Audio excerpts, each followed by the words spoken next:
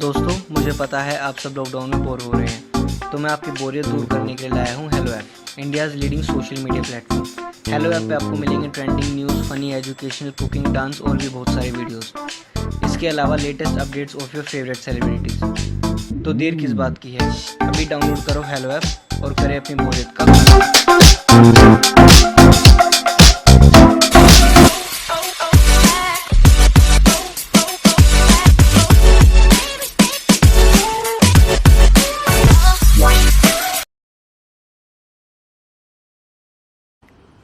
सावित्री 2 बेटों की माँ थी।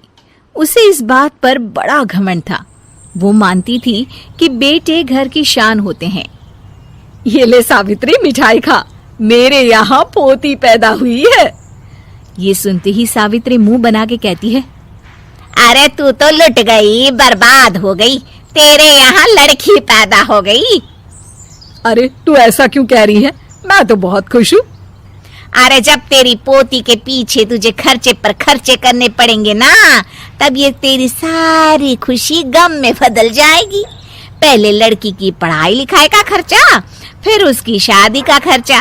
अरे आजकल की शादियाँ कितनी महंगी हो गई है, गहने बनाओ, लाखों रुपए पानी की तरह बह जाते हैं। लड़कियाँ तो सिर्फ खर्चा करवाने के लिए ही पैदा होती हैं। इस तरह लड़कियों के प्रति अपने विचार व्यक्त करते हुए सावित्री ममता को लंबा चौड़ा भाषण देके चली जाती है।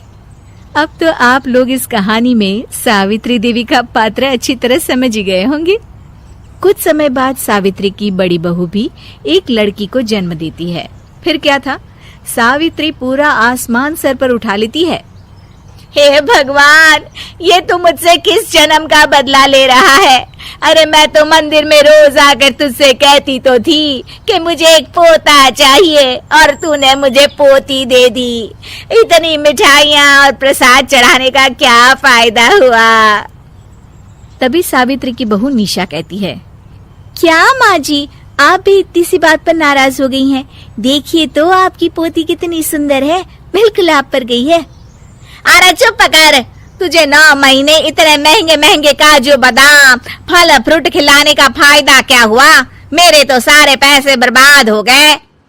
ये सुन सावित्री का बड़ा बेटा अजय कहता है, माँ, तुम सिर्फ नाम के लिए 2020 में रहती हो। असल में तुम्हारा दिमाग सैकड़ों साल पुरानी सोच रखता है। आज के जमाने में लड़का और लड़की में कौन फर्क करता है। मैं तो बहुत खुश हूँ कि भगवान ने मुझे लक्ष्मी के रूप में बेटी दी है। लेकिन सावित्री पर अजय की बातों का कोई असर नहीं होता। नालायक, अपनी पत्नी की जबान बोल रहा है। मेरा बड़ा बेटा तो हाथ से गया। लेकिन सावित्री देवी हार मानने वाली नहीं थी। वो पोते की चाह में अपने छोटे बेटे विजय की शादी करवा देती है। कुछ समय बाद आखिरकार वो दिन आ ही जाता है जब सावित्री की छोटी बहू गर्भवती हो जाती है। सावित्री इतनी खुश हो जाती है कि वो बच्चे के जन्म से पहले ही सारे मोहल्ले में ढिंढोरा पीटने लगती है। ये क्या सावित्री, तू तो पोते के जन्म से पहले ही मिठाई बांट रही है। पहले पोता पैदा तो होने दे, और फिर क्या पता अगर पोते की जगह पोती पैदा हो गई तो। ये सुन सावित्री चिढ़ जाती है। अरे अपनी काली जबान मत चला, मेरी मिठाई खा के मेरा ही बुरा सोच रही है। बड़ी आई, ला मेरी मिठाई वापस कर। देख लेना, इस बार मेरे यहाँ पोता पैदा होगा, पोता। लेकिन ठीक इसका उल्टा होता है। सावित्री की छोटी बहू भी एक लड़की को जन्म देती है। सावित्री फिर से रोना धोना शुरू कर देती है और अपनी छोटी बहू को कोसते हुए भला बुरा कहने लगती है। देखते ही देखते ये सावित्री की रोज की आदत हो जाती है। एक दिन उसकी इस आदत से परेशान होकर विजय अपने भाई अजय से कहता है, भैया, माँ खुद एक औरत होकर हमारी बेटियों को पसंद नहीं करती, उल्टा उन्हें रोज कोसती रहती है। मुझे माँ की यह आदत बिल्कुल पसंद नहीं आती। अरे तू ठीक कहता है, मैं भी अब माँ से तंग आ गया हूँ।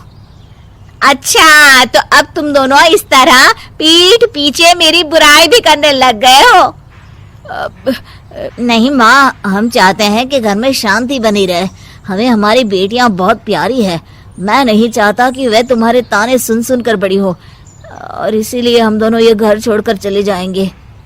हाँ माँ, मैं भैया की बात से सहमत हूँ। जब तुम इस घर में अकेली रहोगी तब तुम्हें अपनों की कीमत का एहसास होगा।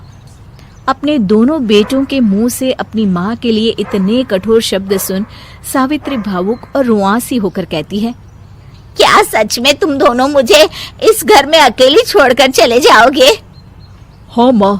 हाँ माँ, अब पानी सर के ऊपर जा चुका है। मैं तुम दोनों के बिना नहीं रह सकती। अपनी सास के आंसू देख अजय और विजय की पत्नी अपने पतियों से लड़ पड़ती है। अरे जिसे जाना है वो जाए, मैं माँ जी को छोड़कर कहीं नहीं जाने वाली। भाभी आप ये क्या कह रही हैं? वही जो तुम सुन रहे हो, दीदी बिल्कुल सही कह रही है। हम बेटियों के संस्कार हमें सिखाते हैं कि सास माँ समान नहीं बल्कि माँ ही होती है और उस माँ की जिंदगी भर सेवा की जाती है। बेटे अपना फर्ज भूल सकते हैं लेकिन बेटियां नहीं। आप दोनों शौक से जा सकते हैं। माँ जी, हम दोनों के रहते आपको किसी बात की फिक्र करने की जरूरत नहीं। फिर क्या था, सावित्री के ऊपर छाए बेटों के घमंड के बादल उसकी बेटी स्वरूप बहुओं के तेज के आगे आंसू के रूप में परिवर्तित होकर सावित्री की आंखों से बहने लगते हैं और वो उन दोनों को गले लगा लेती है। मैं जिंदगी भर बेटियों को कोसती रही, लेकिन आज तुम दोनों को देख मुझे समझ आ गया कि बड़े अभागे होते हैं वो लोग जिनके घर बेटियां नहीं होती।